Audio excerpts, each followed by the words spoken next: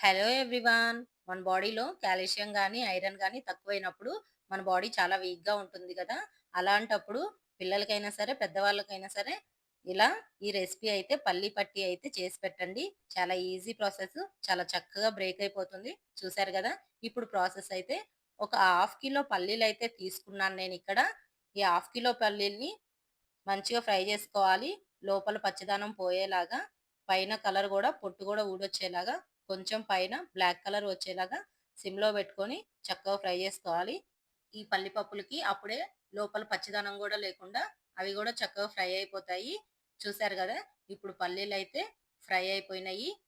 ఇవి పిల్లలకి చాలా కండపుష్టి బలం గూడా, వెన్ను బలం గూడా ఉంటుంది. ఈ పల్లీలు ఫ్రై అయిన తర్వాత పక్కన పెట్టేసి, ఇక్కడ హాఫ్ కిలోకి పల్లీలకి హాఫ్ కిలో బెల్లం అయితే తీసుకొని, ఒక టీ కప్పు వాటర్ అయితే వేసేసాను.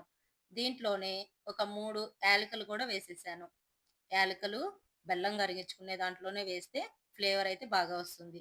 ఇవి ఇప్పుడు మొత్తం కరిగిపోయినాయి. ఈ కరిగిన దాన్ని మనం స్ట్రెయిన్ చేసేసుకుందాము.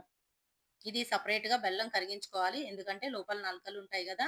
ఉన్నా లేకపోయినా కరిగించుకొని వడగట్టుకుంటే మంచిగా ఉంటుంది. ఇప్పుడు కడాయిలోకైతే తీసేసుకుంటున్నాను. చూసారు గదా! కొన్ని నలగలు గూడా ఉన్నాయి. ఇలా స్టెయిన్ చేసుకున్న తర్వాత మంచిగా అయితే బాయిల్ జేసుకోవాలి. ఇది ఉండపాకం అనేది రావాలి. సన్న తీగ పాకం కంటే గూడా ఉండపాకం వచ్చేదాకా గూడా మనకి మీడియం ఫ్లేమ్‌లో పెట్టుకొని తిప్పుతూ ఉండాలి. ఇలా గెరిటతో తిప్పుతూ ఉంటేనే మనకి పాకం గూడా అడుగంటకుండా చాలా చక్కగా వస్తుంది. అప్పుడప్పుడు కొంచెం కొంచెంగా నెయ్యి గూడా వేసేసుకోండి. ఇలా తిప్పుతూ ఉంటేనే మన పాకం గూడా పర్ఫెక్ట్‌గా వస్తుంది. ఇప్పుడైతే వన్స్ చెక్ జేస్తున్నాను నేను. ఇక్కడ పాకం అయితే రాలేదు. మళ్ళీ అయితే బాయిల్ జేసేసుకొని ఇక్కడ నేను ఒక చిటికెడు సాల్ట్ అయితే వేసేసాను. సోడా ఉప్పు. ఎందుకు వేశాను అంటే, మనకి బ్రేక్ అవ్వటానికి పల్లి పట్టి చక్కగా బ్రేక్ అయిపోతుంది. అలా బ్రేక్ అవ్వాలి అంటే సోడా ఉప్పు ఒక చిటికెడు వేసాము అంటే క్రంచీగా, క్రిస్పీగా వస్తాయన్నమాట. అందుకని సోడా ఉప్పు అయితే వేసాను. ఇక్కడ ఫైనల్‌గా అయితే ఉండపాకం అయితే వచ్చేసింది.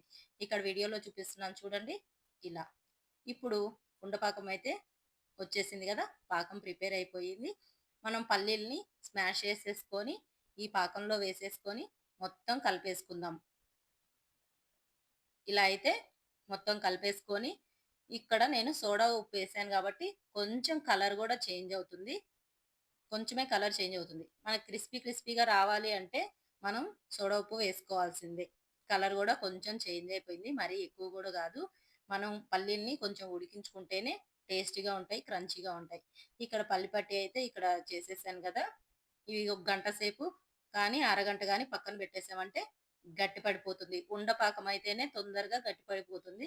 లేకపోతే తీగ పాకం అయితే హాఫ్ అన్ అవర్ గాదు, 2 అవర్స్ గాదు ఎంత సేపయినా గూడా అస్సలు గట్టి పడదు. అట్‌లీస్ట్ ఉండ పాకం వచ్చేదాకా మనం పాకం పట్టుకున్నామంటే చాలా చక్కగా అయితే పర్ఫెక్ట్‌గా పల్లి పట్టి వచ్చేస్తుంది. ఇక్కడ చాక్ తోటి కొంచెం గోరువెచ్చగా ఉన్నప్పుడు చాక్ తోటి ఎడ్జెస్ కానీ ఇలా పీసెస్‌గా అయితే చేసేసుకోవాలి. ఒక హాఫ్ అన్ అవర్ అయితే పట్టేసింది నాకు. హాఫ్ అన్ అవర్ తర్వాత ప్లేట్ బోర్లించి అయితే చూపిస్తున్నాను చూడండి. పర్ఫెక్ట్‌గా అయితే వచ్చేసింది.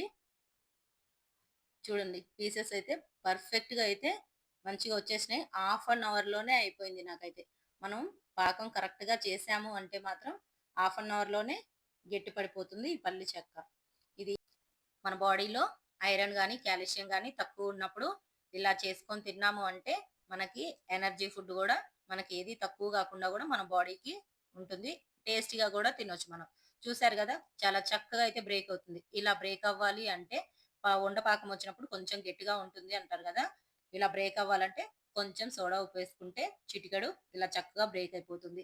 ఇక్కడ మొత్తం ఒక డబ్బాలో స్టోర్ చేసుకొని పిల్లలకైనా సరే, పెద్దలైనా సరే, మనమైనా సరే కొంచెం కొంచెంగా రోజుకి 1, 2 పీసులు తిన్నామంటే చిన్న చిన్న పీసెస్ చాలా హెల్తీ స్నాక్. ప్లీజ్ వీడియో నచ్చితే లైక్ చేయండి, షేర్ చేయండి, సబ్స్క్రైబ్ చేసుకోకపోతే సబ్స్క్రైబ్ చేయండి. మరిన్ని వీడియోస్ మన ఛానల్‌లో ఉన్నాయి. ఫాలో చేయండి. Please like and subscribe. Thanks for watching. See you soon next video.